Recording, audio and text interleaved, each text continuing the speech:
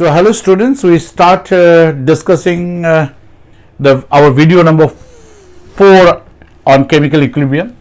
So far we have done up to heading number 4.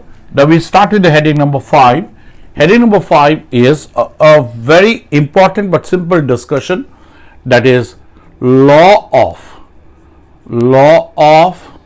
mass action. I must say this is the heart of the topic. And law of mass action is also known as law of equilibrium. It is also known as law of equilibrium.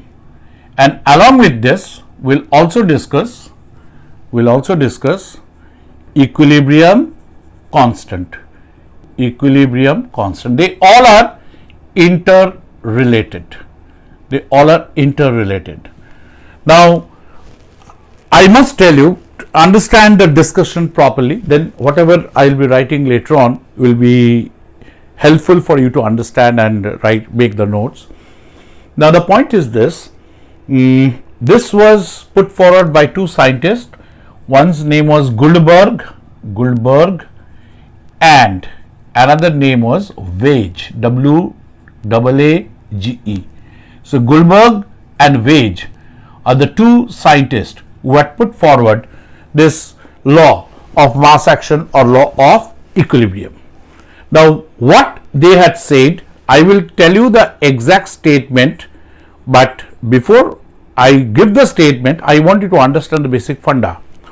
The funda is this: suppose there is a reaction in which, let's say, A is reacting to give you product. So, they said the rate of this chemical reaction will be directly proportional to the active mass of A. The rate of the chemical reaction will be directly proportional to the active mass of reactant, that is, in this case, in this illustration, that is A. They will ask me, sir, what is active mass? Well, children, active mass is nothing but the concentration expressed in number of moles per liter or number of moles per dmq. You see, you can express concentration in different ways. You can express in terms of number of gram present per liter, number of milligram present per liter. You can express in number of molecules per liter. You can express in terms of number of moles per kg of the solution or per kg of the solvent. You can express in terms of mole fraction. There are many ways you can express concentration, but the most common and most acceptable method of concentration in chemistry is number of moles per liter, that is number of moles per dmq. In simple language, moles per liter or moles per dmq is called as molar concentration. So, when you express concentration of anything in terms of moles per liter, it is called as active mass. Is that okay? So, it said that the rate of the chemical reaction is directly proportional to the molar concentration or active mass of the reactant. So, if A is reacting to give you product, so rate will be proportional to active mass of A. Suppose B is reacting to give you product. So, in that case, the rate will be proportional to the active mass or molar concentration is always written within third bracket, active mass of B. Here also I could have written or A like this. Is it okay? So, this is what is a simple thing. But further they said, suppose there is a reaction in which A and B are reacting to give you the product.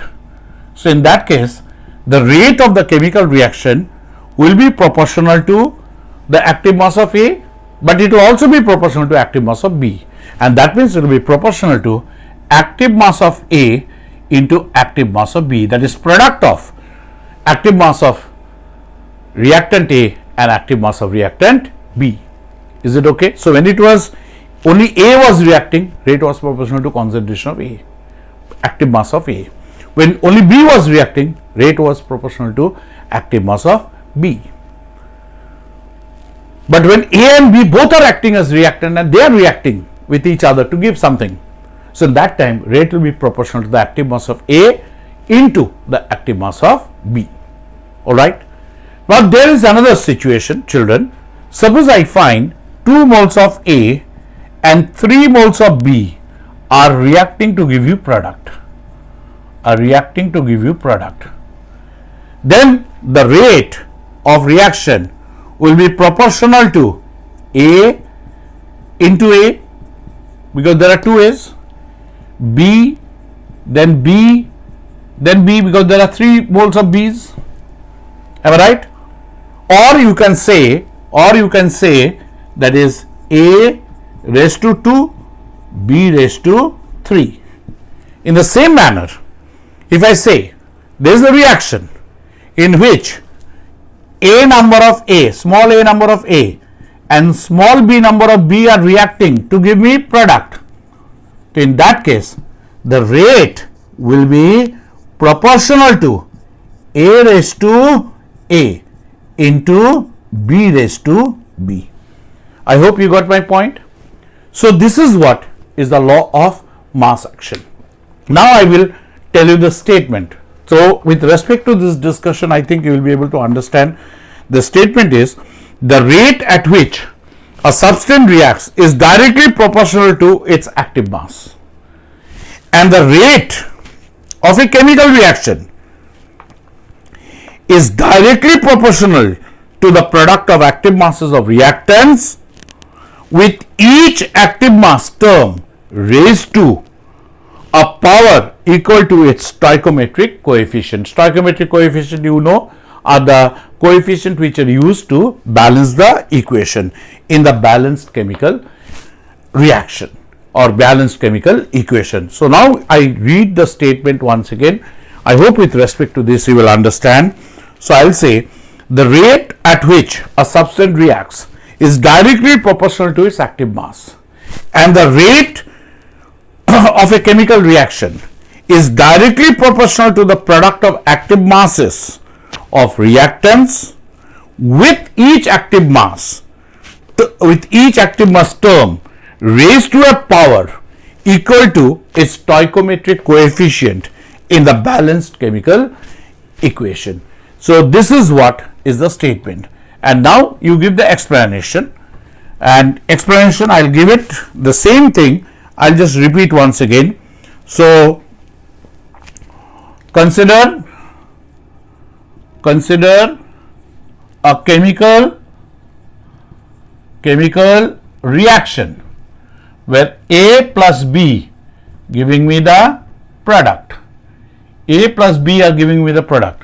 So according to the law of mass action, the rate will be proportional to the active mass of A into active mass of B, and therefore the rate will be equal to a constant, that is K active mass of A into active mass of B.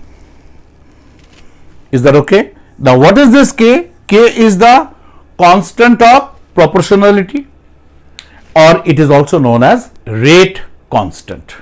Is it okay? So that is the first part I will give you. But now if you consider, now I rub it off because so that you can see it properly. Consider a chemical reaction where, let us say, A number of A plus B number of B are giving you the products, So in that case, what will happen? According to law of mass action, the rate of reaction will be proportional to concentration of A raised to the stoichiometric coefficient A into B raised to stoichiometric coefficient B. Therefore, the rate is equal to the rate constant K into A raised to A into B raised to B. This is how you have given the illustration of the statement. Is that clear to you, children? So now I am coming to the equilibrium constant or mathematical expression for the law of mass action. Okay, so Now we discuss equilibrium constant. We discuss equilibrium constant, or you can call it as mathematical expression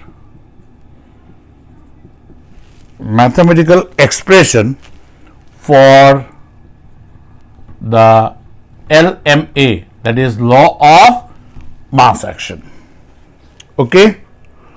Now I consider a chemical reaction, consider a reversible chemical reaction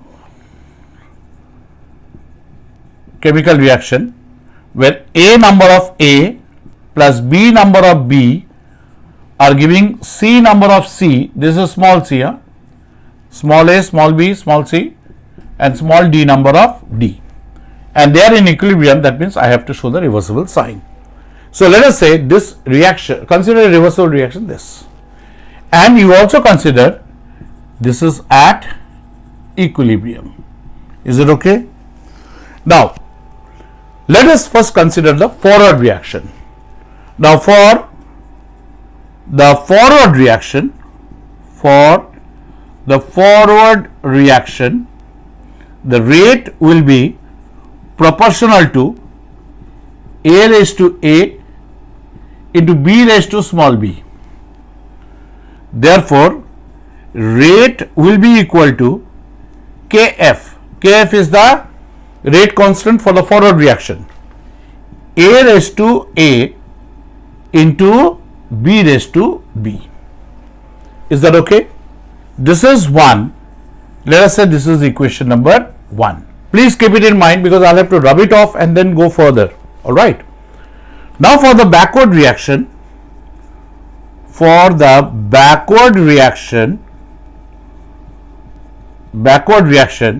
rate will be similarly proportional to C raised to C into D raised to D, or rate is equal to Kr, because backward reaction is reverse reaction, or you can also write it as Kb, but Kb you don't write because that you come across in ionic equilibrium. So I write Kr, C raised to C, R stands for reverse, into D raised to D. This is for the reverse reaction. Let us say this is equation number 2. Is that okay? So I consider this reversible reaction, for which forward reaction rate is proportional to A raised to A into B raised to B. So rate is equal to Kf, A raised to A into B raised to B. And for the backward reaction, you can say rate is proportional to C raised to C into D raised to D, or rate is equal to Kr, C raised to C or D raised to and into D raised to D. This is what I have, by applying law of mass action, I have got. Now the point is, the reaction will achieve equilibrium, and when it achieves equilibrium, at that time the rate of forward reaction will be equal to the rate of backward reaction. At that time equation 1 will be equal to equation 2. So let's go into that aspect. So when the equilibrium is achieved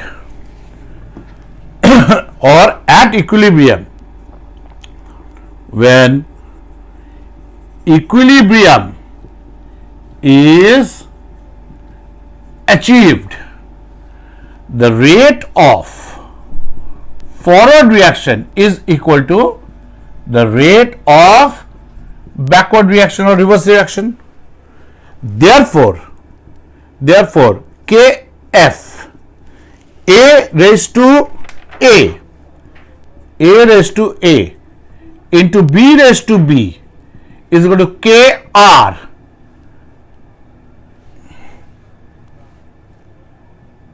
C raised to C into D raised to D. So when the rate of forward reaction is equal to rate of backward reaction, then equation 1 is equal to equation 2, and that means Kf, A raised to A into B raised to B is equal to Kr C raised to C into D raised to D.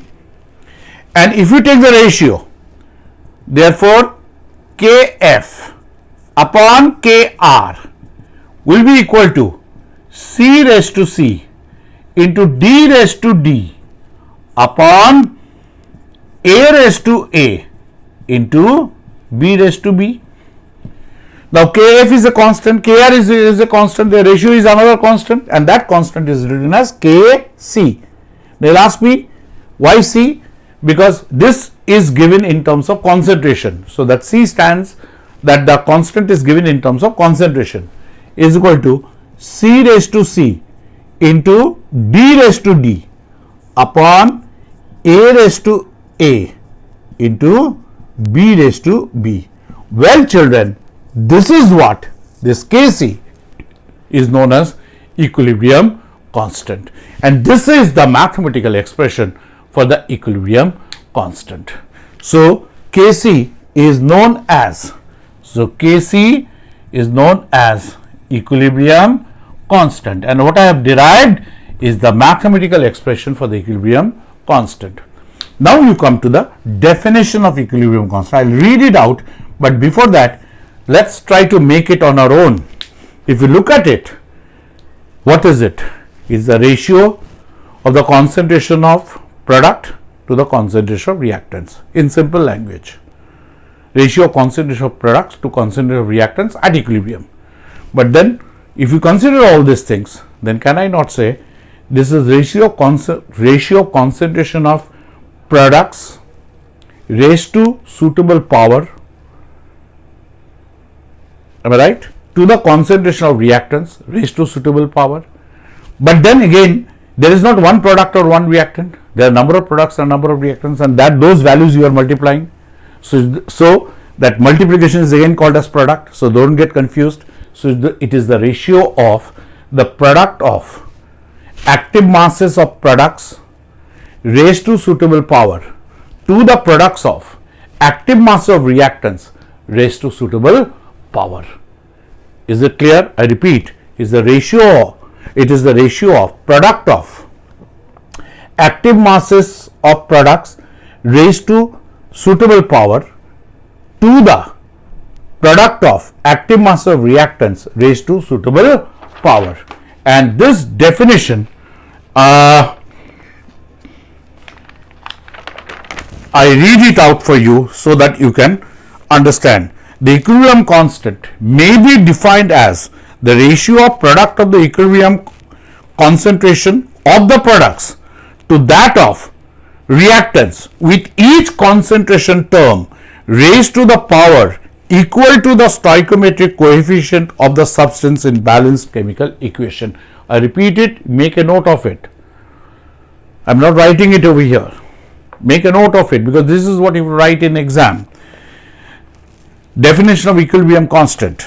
The equilibrium constant may be defined as the ratio of product of the equilibrium concentration of the product to that of reactants with each concentration term raised to the power equal to the stoichiometric coefficient of the substance in the balanced chemical equation. Is that okay with you? And from this, I also come to the statement of the law of equilibrium. What you find from this, that at a given temperature, the ratio of the product of equilibrium concentration of the products to that of reactants with each concentration term raised to the power equal to the respective stoichiometric coefficient in the balanced chemical equation has to have a constant value. I repeat, at a given temperature, which means this is applicable only at a particular temperature. If we change the temperature, this values will change. At a given temperature, the ratio of product of equilibrium concentration of the products to that of reactants with each concentration term raised to the power equal to the respective stoichiometric coefficient in the balanced chemical equation has a constant value. So that is what is the, what I said is the statement, of law of equilibrium. And mind you children, this value will be constant at a particular temperature. Is that okay? Now in this we have to discuss some more, that is equilibrium constant in terms of pressure. I have given it in terms of concentration, that subscript C means it is in terms of concentration. So in terms of pressure when I give, and that discussion will be giving it in the next video. All right children, thank you, thanks a lot, God bless you.